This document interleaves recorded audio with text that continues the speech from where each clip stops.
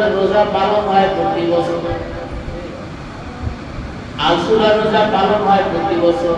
সূরা লাহাব আপনারা অনেকেই পারেন, তাব্বাত ইয়াদা আবি লাহাব ওয়া তাব্বা মা আগনা আনহু মালুহু ওয়া মা কাসাব সায়াসলা নারান যাতা লাহাব ওয়া ইমরাতুহু হাম্মালাতাল হাতাব ফী জিদিহা হাবলুম মিন মাসাদ। এইখানে আবু লাহাবের নাম আছে। তাব্বাত শব্দের অর্থ হলো ধ্বংস হোক। ইয়াদা ইয়াদের দিবসন হলো ইয়াদা। তাব্বাত ইয়াদা আবি লাহাব, আবু লাহাবের দুই হাত ধ্বংস হোক।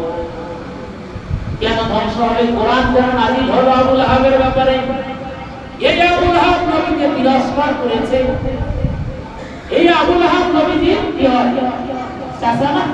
কি হয়? চাচা।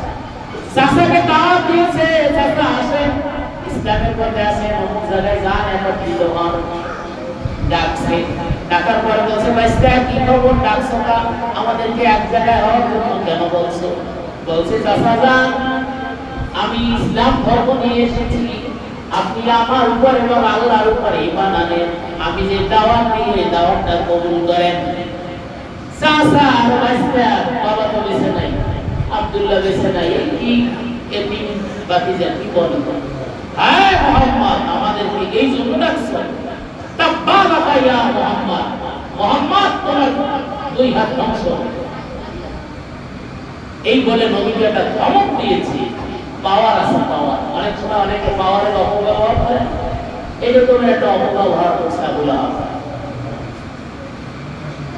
আল্লাহ পাক সহ্য করতে পারেন নাই,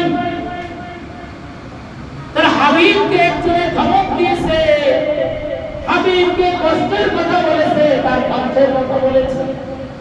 আল্লাহ পাক সূরা লাহাব নাযিল করে দিলেন, ও আবু লাহাব শোন শোন, তুই আমার নবী, তো আমার হাবিবের ধ্বংস কামনা করছিস, তুই যেই হাত জাগাইয়া এইভাবে ধমক দিলি, আল্লাহ পাক আয়াত নাযিল করে দিলেন, তাব্বাত ইয়াদা আবি লাহাব, আবু লাহাবের দুই হাত ধ্বংস হয়ে যায়। ওয়া তাব্বা মা আগনা আনহু মালুহু ওয়া মা কাসাব, আরো ধ্বংস হয়ে যায় সে যে ধনাত্ম ছিল, ধনী ছিল, যা অর্জন করেছে, যার বাহাদুরিতে নবীর সাথে খারাপ ব্যবহার করেছে, ওই অর্থ সম্পদ ধ্বংস হয়ে যায়। মা আগনা আনহু মালুহু ওয়া মা কাসাব সায়াসলা নারান যাতা লাহাবিন ওয়া ইমরাতুহু হাম্মালাতাল হাতাব।